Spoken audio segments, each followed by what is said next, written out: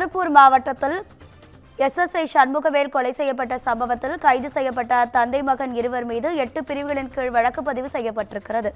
இது தொடர்பான கூடுதல் தகவல்களை நமது செய்தியாளர் பாலா வழங்கிட கேட்கலாம். பாலா, வணக்கம். உங்க விரிவான தகவல். நிச்சயமாக ராதிகா.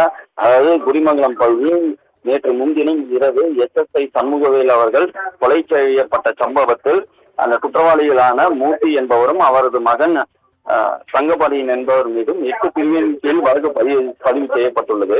அதாவது நேற்று முன்தினம் இரவு ரோந்து பணியில் இருந்த சிறப்பு உதவி ஆய்வாளர் சண்முகவேல் அவர்கள் விசாரணைக்காக சென்றுள்ளார். அப்பொழுது தந்தை மகன் இருவருக்கும் இடையே பிரச்சனை நடைபெற்றது. இந்த பிரச்சனையில் அவர் இருவரிடமும் விசாரித்துக் கொண்டிருக்கும் பொழுது மறைந்திருந்த மற்றொரு கைதியான மணிகண்டன் என்பவர் அவரை வெட்ட முயற்சித்துள்ளார். இதை தொடர்ந்து 3 பேரும் அவரை தாக்கியுள்ளனர். இது சம்பவ இடத்திலேயே சமூகத்தில் அவர் உயிரிழந்துள்ளனர். மேலும் அங்கிருந்த அரசு வாகனத்தையும் சேதப்படுத்தியுள்ளனர்.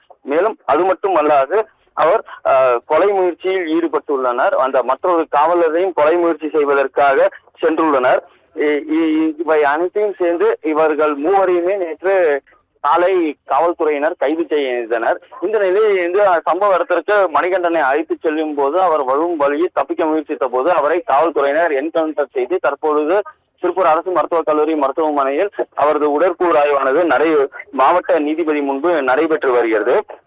இதைத் தொடர்ந்து தற்போதுள்ள குற்றவாளிகளான மூர்த்தி மற்றும் அவரது மகன் தங்கபாண்டியன் மீது 8 பிரிவின் கீழ் வழக்கு பதிவு செய்யப்பட்டுள்ளது. என்னவென்றால் கொலை முயற்சி, பொது அரசு வாகனத்தை சேதப்படுத்துதல், கொலை வழக்கு, அரசு ஊழியரை தாக்கி காயம் ஏற்படுத்துதல், அரசு ஊழியரை பணி செய்ய விடாமல் தடுத்துதல் உள்ளிட்ட 8 பிரிவின் கீழ் வழக்கு பதிவு செய்யப்பட்டுள்ளது ராதிகா.